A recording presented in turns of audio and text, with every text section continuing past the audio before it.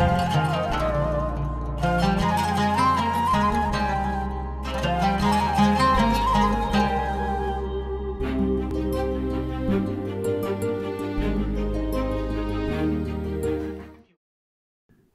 मिनश्शैतानिर्रजीम बिस्मिल्लाहिर्रहमानिर्रहीम अल्हम्दुलिल्लाहि अहलिही वस्सलातु अला अहलिहा अम्मा बादु फ़क़द क़ालल्लाहु तबारक व तआला फ़ी मुहकम किताबिहिल मजीद व फ़ुरक़ानिहिल हमीद बिस्मिल्लाहिर्रहमानिर्रहीम व कुल्लन नक़ुस्सु अलैका मिन अंबाइर रुसुलि मा नुसब्बितु बिही फ़ुआदक व जाअक फ़ी हाज़िहिल हक़्क़ु व मौइज़तुन व ज़िक्रा लिल मुमिनीन। मुअज़्ज़िज़ नाज़रीन कराम, वल असर रमज़ान ट्रांसमिशन में प्रोग्राम तारीख़ के झरोकों से के साथ बाकिर नकवी आपके सामने हाजिर खिदमत है। आज मुसलसल हमारा ये छठा प्रोग्राम है। माह रमज़ान की 6 तारीख़ है। आपके सामने मुसलसल तारीख़ इंसानियत के वो वाक़यात बयान किए जा रहे हैं कि जिन वाक़यात के ऊपर खुदावंद आलम की पाकीज़ा किताब कुरान मजीद गवाह है। हज़रत आदम अलैहिस्सलाम से हमने अपनी गुफ्तगू का सिलसिला शुरू किया, उनकी खिलाफत के मामलात और उसके बाद उनका ज़मीन पर आना और उनकी नस्ल और उनकी औलाद का इस ज़मीन पर फैलना और उसके बाद हज़रत नूह अलैहिस्सलाम तक इस सिलसिले इंसानियत का, इस कारवान इंसानियत का पहुँचना और फिर हज़रत नूह अलैहिस्सलाम पर तमाम दुनिया का ख़त्म होना और फिर से हज़रत नूह अलैहिस्सलाम से इस नस्ल इंसानियत का दोबारा शुरू होना, कौम आद और कौम समूद के हालात, और उसके बाद फिर हज़रत इब्राहीम अलैहिस्सलाम की सरगुज़श्त आपके सामने बयान करना शुरू की है। हज़रत इब्राहीम अलैहिस्सलाम के तमाम वाक़यात आपके सामने बयान करते हुए मैं ये गुजारिश कर चुका कि सरज़मीन बाबुल पर आबाद और वहाँ नमरूद की बादशाही और फिर नमरूद के साथ मुनाजरा, नमरूद की तरफ से आग की सज़ा, वहाँ से हज़रत इब्राहीम अलैहिस्सलाम का ज़िंदा बच जाना और वहाँ से सरज़मीन फ़लस्तीन की जानिब हिजरत करना और फिर सरज़मीन फ़लस्तीन से सफ़र करते हुए सरज़मीन मिस्र पे जाना और फिर वहाँ पे अलवान इब्न सन्नान जो उस वक्त फ़िरौन मिस्र था, उसकी बेटी हज़रत हाजरा के साथ हज़रत इब्राहीम अलैहिस्सलाम की शादी होना और फिर उनका वापस अपने मस्कन पे तशरीफ़ लाना और वहाँ हज़रत इस्माईल अलैहिस्सलाम का दुनिया में तशरीफ़ लाना। और अब खुदावंद आलम का ये हुक्म हो गया कि इन दोनों माँ बेटे को यहाँ से लेकर सरज़मीन हिजाज़, सरज़मीन मक्का, वादी बथा पर जाकर इन्हें आबाद किया जाए, जो उस ज़माने में बिल्कुल एक बेआब हो गया सरज़मीन थी, जहाँ पे ना कोई आबादी थी, ना कोई ज़राअत थी, ना कोई काश्तकारी थी, बिल्कुल एक बयाबान सरज़मीन। लेकिन हुक्म इलाही पे अमल करते हुए हज़रत इब्राहीम अलैहिस्सलाम अपनी ज़ौजा जनाब हाजरा और अपने बेटे हज़रत इस्माईल को लेकर वहाँ से चल पड़े और इस सरज़मीन की जानिब रवाना हो गए। जब हज़रत इब्राहीम अलैहिस्सलाम इस सरज़मीन पे पहुँचे तो जैसे मैं आपके सामने बयान कर चुका कि बिल्कुल एक बयाबान, एक बेआब हो गया सरज़मीन, जहाँ पे कुछ भी नहीं, बस संगलाख पहाड़ियों का एक सिलसिला था। वहाँ पे अपनी ज़ुर्रियत को लेके पहुँचे, लेकिन खुदावंद आलम की मर्ज़ी में ये शामिल था कि वो इसी जगह को, इसी आबादी को आबादियों की माँ करार देगा, इसे ही उम्मुल कुरा बनाएगा। वहाँ पे लेकर अपनी ज़ुर्रियत कर पहुँचे और वहाँ पे अकेली अपनी ज़ौजा और एक शीरखार बच्चे उसको छोड़कर, क्योंकि हज़रत इब्राहीम अपनी ज़ौजा जनाब सारा से ये वादा करके आए थे कि मैं उन्हें इस मकाम पे छोड़कर वापस पलट आऊँगा। यहाँ पे अपनी ज़ौजा और अपने बच्चे को छोड़ा और यहाँ से हज़रत इब्राहीम अलैहिस्सलाम ने जब वापस पलटने का इरादा किया और एक दफ़ा उस सारे मंज़र पर हज़रत इब्राहीम अलैहिस्सलाम की नज़र पड़ी, गो के जानते थे कि मसलहत खुदाबंदी है और खुदावंद आलम इसी सरज़मीन को समरात का मरकज़ बनाएगा, लेकिन फिर भी जाते हुए हज़रत इब्राहीम अलैहिस्सलाम की ज़बान से कुछ दवाइया फ़िक्रे निकले कि जो यहाँ से शुरू हो रहे हैं कि हज़रत इब्राहीम अलैहिस्सलाम ने खुदावंद आलम से ये अर्ज़ की कि मेरे अल्लाह, इन्नी अस्कंतो मिन ज़ुर्रियती बिवादि गैर ज़ी ज़र्रिन, ऐ मेरे अल्लाह, मैं अपनी ज़ुर्रियत को एक ऐसी सरज़मीन पर, एक ऐसी वादी पे छोड़ के जा रहा हूँ कि जहाँ पे कोई ज़राअत, किसी किस्म की कोई खेती बाड़ी कुछ भी मौजूद नहीं है। मैं वहाँ पे तेरे घर के करीब अपनी औलाद को छोड़ के जा रहा हूँ। लेकिन साथ ही ये दुआ भी मांगी कि तमाम मखलूक के दिलों को इनकी तरफ झुका दे और इन्हें अपने सम्राट से मुस्तफ़ीद कर। जब ये दुआ की तो दिल में एक कबूलियत दुआ की जो खुशी है वो दिल में महसूस हुई, जिस्म के अंदर एक कबूलियत दुआ की खुशी की लहर दौड़ गई और वहाँ से हज़रत इब्राहीम अलैहिस्सलाम रुखसत हो गए। अब उस बेआब हो गया सरज़मीन पे तवज्जो फरमाइएगा, एक मस्तूर है, उसकी गोद में एक नौमौलूद, एक शीरखार बच्चा है और इर्द गिर्द कोई नहीं है, बयाबान है, जंगल है, संगलाख पहाड़ियाँ हैं, कुछ भी मौजूद नहीं है, ना कोई आबादी है, ना कोई ज़राअत है, कुछ भी मौजूद नहीं है। लेकिन अब यहाँ पे मैंने कहा ना कि खुदावंद आलम ने ये इरशाद फरमाया है कुरान मजीद के अंदर कि इन वाक़यात के ज़रिए वो हमारे दिलों को मजबूत करना चाहता है। इन वाक़यात में हमारे लिए हिदायत है, इन वाक़यात में हमारे लिए नसीहत है। तो मस्तूरात यहाँ पे गौर करें कि अपने शौहर के हुक्म पर वो इस ऐसी बेआबो गया सरज़मीन में रह रही हैं, कोई वावेला नहीं है, कोई शोर नहीं है। जो हुक्म दिया गया है उस हुक्म की तामील में वो वहाँ पे क़याम फरमाती हैं और वो बुलंद हौसला खातून इस माहौल में वक्त गुजारती हैं। और पास क्या मौजूद है? सिर्फ़ एक पानी की छागल, सिर्फ़ पानी की एक मश्क, उसके अलावा कोई सामान अपने पास मौजूद नहीं है। बस एक चादर को तान के उसका साया बनाया गया और एक पानी की मश्क को रख कर बीबी ने वहाँ पर रहना शुरू कर दिया। एक आध दिन में वो पानी की मश्क ख़त्म हो गई। अगले दिन जब सूरज तलू होना शुरू हुआ और आहिस्ता आहिस्ता सूरज की तपिश बढ़ने लगी और पानी ख़त्म होना शुरू हुआ, तो अब अपनी प्यास तो अपनी जगह पर, लेकिन वो जो बच्चा गोद में है, वो जो नौ उम्र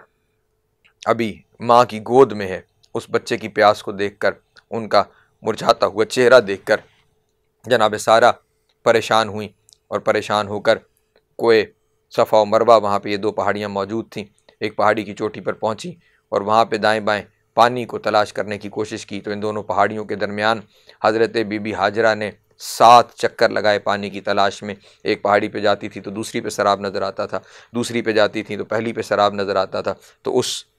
सराब में जनाब हाजरा ने उस 2 पहाड़ियों के दरमियान 7 चक्कर लगाए और खुदावंद आलम को ये अमल इतना पसंद आया कि उसने क़यामत तक आने वाले मुसलमानों पर इस अमल को अंजाम देना वाजिब करार दे दिया। जो भी वहाँ पे उम्रा करने जाता है, जो भी वहाँ पे हज करने जाता है, उसके लिए ये सही वाजिबात में से है, उसे ये सही वहाँ पे करनी होती है जनाब हाजरा की याद में। यानी एक ऐसा अमल कि जो जनाब हाजरा एक मजबूरी के आलम में कर रही हैं, एक मासूम की प्यास बुझाने के लिए खुदावंद आलम ने उस अमल को वाजिब करार दे दिया है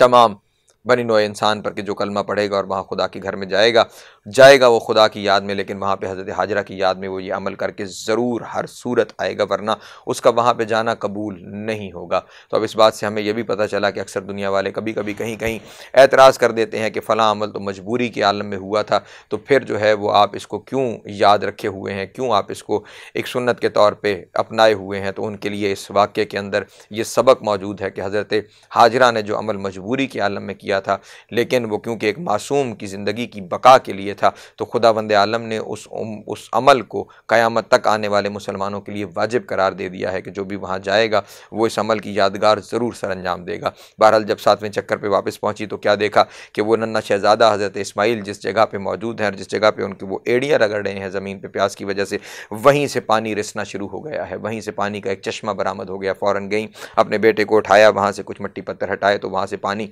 उबलना शुरू हो गया। जब पानी उबलना शुरू हो गया तो बीबी ने उस पानी से शहज़ादे की प्यास भी बुझाई, अपनी प्यास भी बुझाई। और जब वो पानी मुसलसल बहना शुरू हुआ तो बीबी ने वहाँ पे कुछ पत्थर रख के एक मुंडेर बना दी, गोया एक तालाब की शक्ल बना दी, और वो पानी तालाब में भरने लगा। फिर उस तालाब से वो पानी बाहर बहने लगा। तो उस वक्त बीबी की ज़बान से अपनी इब्रानी ज़ुबान का एक लफ्ज़ निकला, ज़म ज़म, यानी इसे हमारी ज़ुबान में अगर तर्जुमा करें तो इसका तर्जुमा होगा रुक जा। बीबी ने जब रुक जा कहा तो फिर वो पानी जो है वो वहीं पे उस जगह पे वो रुका और आज तक वो पानी वहाँ पे मौजूद है। बहरहाल उस पानी के आने की वजह से जो है वो परिंदों का आना जाना इस जगह की जानिब शुरू हो गई। यानी यूँ समझिए कि एक आबादी की बुनियाद रख दी गई कि परिंदों की आमदोरफ्त जो है वहाँ पर शुरू हो गई। उन्हीं दिनों में अरब का एक मशहूर कबीला बनी जरहम के नाम से वो इस इलाके से बाहर पहाड़ियों की चोटियों से होता हुआ गुजर रहा था, और उसने जब परिंदों का वादी में आने जाने का सिलसिला देखा तो क्योंकि खाना बदोश थे और इस बात को जानते थे कि परिंदे वहीं जाते हैं कि जहाँ कोई पानी मौजूद हो, तो जो कबीले के सरदार थे मज़ाज बिन अम्र, उन्होंने अपने कबीले के कुछ लोगों को भेजा कि जाओ जाके देख के आओ कि वहाँ पे पानी का क्या मामला है, अगर पानी मौजूद है तो जाओ कबीले के लिए पानी भर के लाओ। वो लोग वहाँ पे पहुँचे तो क्या देखा कि पानी का एक चश्मा है और उसके किनारे एक मस्तूर अपने एक बच्चे को गोद में लिए हुए बैठी है। उन्होंने वहाँ से पानी लिया और वापस जाके बताया कि इस तरह एक मस्तूर है और उसके ज़ेर नगर वहाँ पे पानी का चश्मा है। तो उस वक्त जो है मज़ाज बिन अमर ने कुछ मस्तूरात को भेजा और पैगाम भेजा कि अगर आप इजाज़त दें तो हम यहाँ पे इर्द गिर्द आबाद हो जाएं। बीबी तो पहले ही चाहती थी कि यहाँ पे कुछ लोग आएँ और आबाद हो जाएं, लेकिन यहाँ पे फिर नसीहत मस्तूरात के लिए और तमाम आलम निस्वां के लिए है कि बीबी ने कहा कि मैं अपने शौहर से इजाज़त लिए बगैर तुम्हें यहाँ रहने की इजाज़त नहीं दे सकती। जब मेरे शौहर आएँगे तो मैं उनसे इजाज़त लूँगी और फिर तुम्हें यहाँ रहने की इजाज़त दूँगी। कुछ वक्त के बाद मामूल के तहत हज़रत इब्राहीम जब वापस आए तो हज़रत बीबी हाजरा ने उनसे ये पूछा कि क्या मैं यहाँ पर इनको रहने की इजाज़त दे दूँ। हज़रत इब्राहीम ने इजाज़त दे दी और वो कबीला बनी चरहम वहाँ पे जाके आबाद हो गया। अब आहिस्ता आहिस्ता क्योंकि मुसलसल वहाँ पे पानी मुयसर था, अरब का सबसे बड़ा मसला ही पानी का मसला था, वो मसला वहाँ पे हल हो रहा था, तो आहिस्ता आहिस्ता ये लोग और भी लोग यहाँ पे आकर आबाद होना शुरू हो गए और एक पहली बाकायदा आबादी की बुनियाद जो है वो इस सरज़मीन मक्का पर रख दी गई। अब वक्त जैसे जैसे गुजरता चला गया, हज़रत इब्राहीम अलैहिस्सलाम के बेटे हज़रत इस्माईल, जिनकी वजह से ये सारा सिलसिला शुरू हुआ, वो जब सही की उम्र में पहुँचे यानी चलने फिरने के काबिल हो गए, तो उस वक्त जो है वो खुदावंद आलम ने हुक्म दिया कि इब्राहीम हमारा घर इस सरज़मीन पर बनाओ। तो अब उन दोनों बाप बेटे ने मिलकर खुदावंद आलम का घर उस सरज़मीन पे बनाना शुरू किया। हज़रत इस्माईल अलैहिस्सलाम पत्थर लेकर आते थे और हज़रत इब्राहीम अलैहिस्सलाम उन पत्थरों के ज़रिए वो घर बनाते चले जाते थे। जब खुदावंद आलम का ये घर मुकम्मल हो गया तो उस वक्त हज़रत इब्राहीम अलैहिस्सलाम ने दुआ की, और ये कुरान मजीद में सूरह मुबारक बकरा में आयत नंबर 126 से आगे जो है वो ये दुआ आपको हज़रत इब्राहीम की मिल जाएगी। व इज़ यरफ़अ इब्राहीमुल क़वाइद मिनल बैत व इस्माईल रब्बना तक़ब्बल मिन्ना इन्नका अंतस समीउल अलीम। जब मैं वो वक्त याद करो मेरे हबीब के जब इब्राहीम और इस्माईल ने हमारे घर की दीवारों को बुलंद कर दिया। तो फिर अब यहाँ पे कुरान मजीद में ऐसा कोई लफ्ज़ मौजूद नहीं है कि जिससे हम ये तर्जुमा कर सकें कि उन्होंने कहा या उन्होंने पुकारा, बस इतना ही लिखा हुआ है रब्बना तक़ब्बल मिन्ना इन्नका अंतस समीउल अलीम। तो यहाँ से हमें इस बात का अंदाज़ा होता है कि शायद उन्होंने अपनी ज़बान से कुछ नहीं कहा, लेकिन वो जो दिल में कह रहे थे खुदावंद आलम ने उसे भी सुना, जो उनके दिल का मामला था। खुदावंद आलम क्योंकि दिलों के हाल जानता है, तो जो कुछ उनके दिल में था खुदावंद आलम ने उनके दिल की बात को ज़बान अता करते हुए कुरान मजीद में इरशाद फरमाया कि वो ये कहना चाह रहे थे रब्बना तक़ब्बल मिन्ना इन्नका अंतस समीउल अलीम, ऐ मेरे अल्लाह हमारी सही को अपनी बारगाह में मंजूर मकबूल फरमा, बेशक तू सुनने वाला भी है और तू जानने वाला भी है। और अब शायद खुदावंद आलम ने पूछा होगा कि इसकी उजरत क्या चाहते हो, तो हज़रत इब्राहीम अलैहिस्सलाम ने जवाब दिया रब्बना वजअलना मुस्लिमैन लक व मिन ज़ुर्रिय्यतिना उम्मतन मुस्लिमतन लक, ऐ मेरे अल्लाह हमें मुस्लिमैन यानी ये तस्निया का सीगा है, हम दोनों को यानी बाप बेटे को अपना फर्माबरदार अपना मुसलमान करार दे, और हमारी ज़ुर्रियत में से भी एक उम्मत को पैदा कर जो तेरी फर्माबरदार होगी, जो तेरी मुस्लिम होगी। तो अब यह हज़रत इब्राहीम अलैहिस्सलाम ने यह दुआ फरमाई। फिर उसके बाद फरमाया व अरेना मनासिकना व तुब अलैना इन्नका अंतत तव्वाबुर रहीम। और उसके बाद फिर एक अहम तरीन दुआ है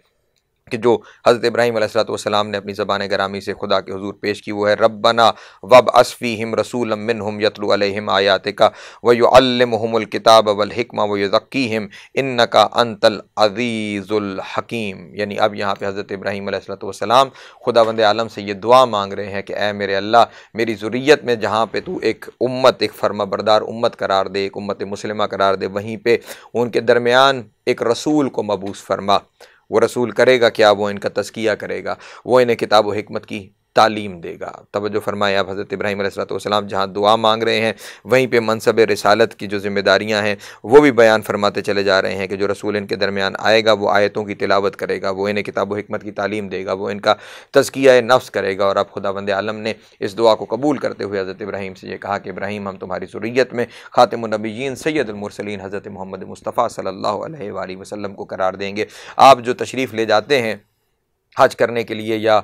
उम्रा करने के लिए वहाँ उस पाकीज़ा सरज़मीन पर, और खुदावंद आलम ने उसके बारे में ये इरशाद फरमाया है कि इन्ना अव्वल बैतिन वुज़िअ लिन्नासि लल्लज़ी बिबक्कत मुबारकम व हुदल लिल आलमीन फ़ीहि आयातुम बय्यिनात। हमने ज़मीन पे जो पहला घर इंसानों के लिए मुअय्यन किया वो सरज़मीन बक्का पर है, वो आलमीन के लिए हिदायत है और वहाँ पर हमारी खुली हुई निशानियाँ हैं। इसलिए जब भी वहाँ पर जाएँ तो वहाँ पर सिर्फ चक्कर लगा के वापस ना आएँ, वहाँ पर खुदावंद आलम की इन निशानियों को तलाश करें और उनके ज़रिए हिदायत हासिल करने की कोशिश करें, क्योंकि खुदावंद आलम इरशाद फरमा रहा है कि वहाँ पर आलमीन के लिए हिदायत है। वहाँ पे जितनी चीज़ें मौजूद हैं उन तमाम चीज़ों को समझने की कोशिश कीजिए ताकि आपके दिल मजबूत हों और आप उनके ज़रिए हिदायत हासिल कर सकें। वहाँ पे उस सरज़मीन पे मकाम इब्राहीम है, वहाँ पे हिजर असवद है, वहाँ पे हिजर इस्माईल है, हतीम है, रुकन जमानी है, जितनी चीज़ें हैं उन चीज़ों को समझिए और वहाँ से हिदायत हासिल करने की कोशिश कीजिए। मकाम इब्राहीम पे जो पत्थर मौजूद है उस पत्थर के बारे में भी यही दो रिवायतें हैं जिन पर हज़रत इब्राहीम के कदम मुबारक सब्त हैं। एक तो ये कि उस पत्थर पर खड़े होकर घर की तामीर फरमाई खाना काबा की, और दूसरी ये कि वो पत्थर है कि जिस पत्थर पर खड़े होकर यही दुआ मांगी कि मेरी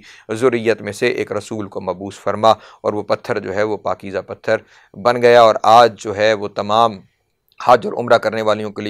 लिए ये हुक्म है कि जब वो तवाफ़ खाना काबा मुकम्मल कर चुके हैं तो उस वक्त तक उनका तवाफ़ जो है वो मुकम्मल नहीं है और कबूल नहीं है कि जब तक वो मकाम इब्राहीम के पीछे खड़े होकर 2 रकत नमाज अदा ना करें। यानी मकाम इब्राहीम और खाना काबा के दरमियान आप ये नमाज अदा नहीं कर सकते, मकाम इब्राहीम के पीछे खड़े होकर। यानी यूँ समझिए कि काबा के होते हुए मकाम इब्राहीम को किबला करार दे दिया गया है। कौन सा मकाम? वो मकाम के जहाँ पे खड़े होकर रसूल अल्लाह के अपनी ज़ुरियत में होने की दुआ मांग रहे हैं हज़रत इब्राहीम। तो यहाँ पे मैं अक्सर लोगों को कहा करता हूँ कि अगर हज़रत इब्राहीम जिस मकाम पे खड़े होकर रसूल की अपनी ज़ुरियत में होने की दुआ मांगें, वो मकाम, वो पत्थर तो लोगों के लिए जो है वो मसजूद बन जाए, सजदे की जगह बन जाए, उस जानिब रुख करके सजदा किया जाने लगे, वो मकाम मुक़द्दस हो जाए, तो फिर जिस गोद में रसूल अल्लाह तशरीफ़ लेके आए होंगे, जिस गोद में उन्होंने परवरिश पाई होगी, वो गोद किस इज़्ज़त और किस मकाम की मालिक होगी। हज़रत इब्राहीम अलैहिस्सलाम ने जब ये घर तामीर कर दिया तो उसके बाद हज़रत इस्माईल अलैहिस्सलाम जब जवानी की उम्र में पहुँचे तो फिर वही जो कबीला बनी जरम जो यहाँ पे आबाद हुआ था, आकर बनी जरम के सरदार मजाज बिन अमर की बेटी सईदा के साथ हज़रत इस्माईल अलैहिस्सलाम की शादी कर दी गई और उसी